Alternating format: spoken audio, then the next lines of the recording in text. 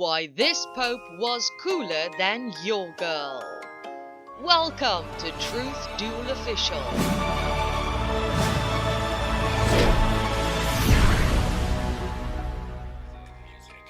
In this video, you'll learn about the Catholic Church's first and only female Pope. That is, if she ever truly lived. You'll want to stick around till the end of this video to learn how to avoid becoming the hot gossip all the medieval monks are talking about.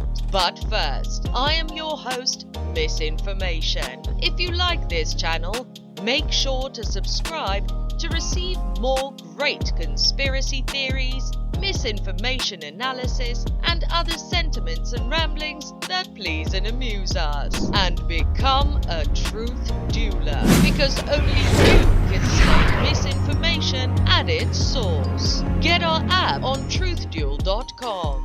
History hasn't been so kind to women, especially a woman in love. Cleopatra died tragically after getting involved with ancient Rome's two most powerful pieces of man candy. Bonnie lost her life next to her partner Clyde. And of course, who could forget Juliet and her untimely end along with Romeo? Sorry, I meant Nomeo.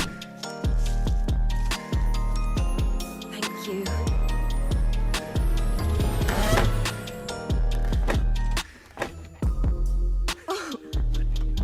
But one woman went above and beyond staying next to the man she loved, even sneaking into the Catholic Church. But she couldn't have predicted being such a good scholar that the Church elected her as the new Pope. But was she actually the Pope? Did she even exist? Let's begin the story with how she ended up in the Vatican. Joan was an Englishwoman, or was she German? And her name might have actually been Agnes or Gilberta. Either way, she lived during the 9th century, or was it the 12th? However, one part of this story remains consistent. Joan fell in love with a monk.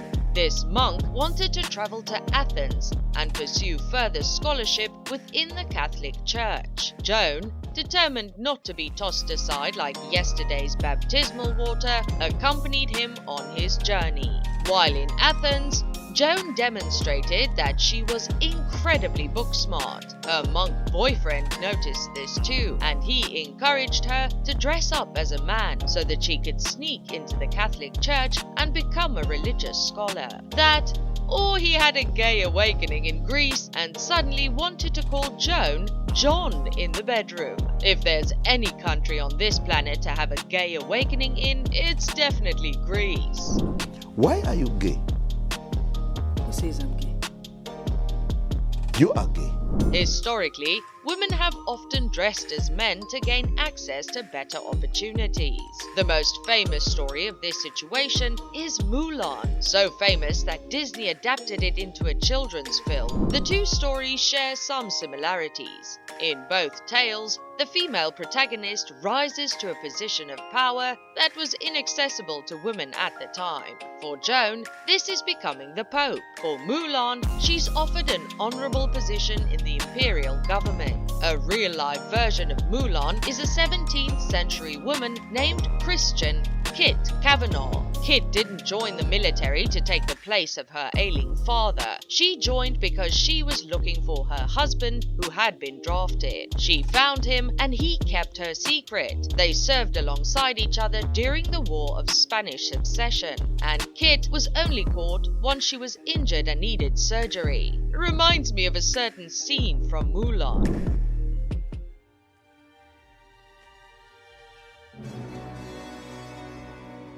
Back to Joan. While disguised as a man, she proved that she was smarter than all the actual men studying with her. She was so smart, in fact, that she was personally invited to work at the Vatican. Never one to turn down a promotion, Joan left Athens and journeyed to Italy. In fact, promotions were practically handed to Joan, and soon she was sitting on the papal seat. She didn't just break the glass ceiling, she pulverized it and snorted the remains. See, Enough of this shit'll make you invincible. She allegedly had 3 good years as Pope, doing whatever it is that popes do. Kissing babies, wearing funny hats, and riding around in ye old Pope-mobile. Nobody had any reason to suspect that Joan was a woman. That is, until one fateful day. During a procession, Joan went into labor. She was too far from the Lateran Palace, where she could give birth secretly. Instead, the baby took its first breaths on the streets of Rome. If Joan was savvier, she could have claimed it was a miracle. Sure, Mary's virgin birth was impressive, but have you seen a man have a virgin birth? Obviously, this boat didn't float on the Holy See. The accounts differ about what happened to Joan after it was discovered that she was a woman. Some sources say that she died naturally due to complications with childbirth. Other sources paint a far darker picture. It is possible that Joan was stoned to death shortly after giving birth, due to the outrage her papacy caused among the citizens. During the Middle Ages, men of the cloth avoided this specific street, believing it to be tainted after Joan gave birth on it. Was that because Joan specifically gave birth on that street, or were those medieval priests disturbed by any street that placenta touched? If so, I've got some bad news for them. Babies don't like to wait for a hospital bed and an epidural.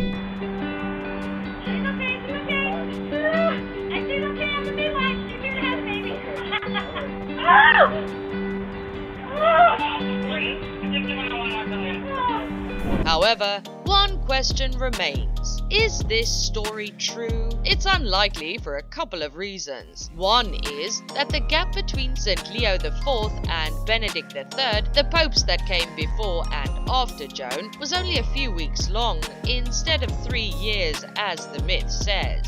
Another reason is that the historical documents do not align. The first record of the story occurred almost 400 years after Pope Joan supposedly lived. It was spread around by multiple friars as the Catholic Church's hot new gossip, being told in monasteries spanning from France to Poland. Everyone knows that medieval monks were the world's original mean girls. Not hang out with her. Why? Oh, you don't want me to tell you. Oh, you can tell me. Hold on. Oh my gosh, she's so annoying. Who is? Who's this? Gretchen? Right. Hold on. Oh my god, she's so annoying. Modern scholars note that during the medieval era, nobody outside of the church remarked upon the story. This behavior is interesting, since the enemies of the Catholic Church would normally pounce on such a scandalous story to denounce the church. The fact that they did not makes this story of Joan look even more suspicious. After the medieval period, people looking to mock the Catholic Church did use Joan as a weapon. It was used in satirical pieces, theatre productions, and even by street clowns. It became so popular that the reigning pope had to issue a formal statement saying that Joan never existed. However, the tradition continues, like this pregnant woman dressed as Pope Joan during Mardi Gras. But scholars knew that Joan was just a fairy tale, even during the 16th century. A French historian became a best-selling author when he published over 15 editions of his book, Debunking Joan. Later, during the 17th century, the myth was debunked by a different French historian. Or perhaps it was just some essay-writing French vampire, intensely dedicated to this singular topic. Our Truth Duel investigators are on the case, bringing all the holy water and wooden stakes they need to get the undead scoop. There are many speculations about the origins of the Pope Joan story. One possibility is that the story was a satire of Pope John XI, who lived during the era Pope Joan's story was set and who faced a similar violent death at a young age. Another option is that the story grew from rumors about a powerful Roman noblewoman who lived during the 10th century. But none of those explanations tell us why medieval monks avoided that particular street in Rome. Could it be something supernatural or even extraterrestrial?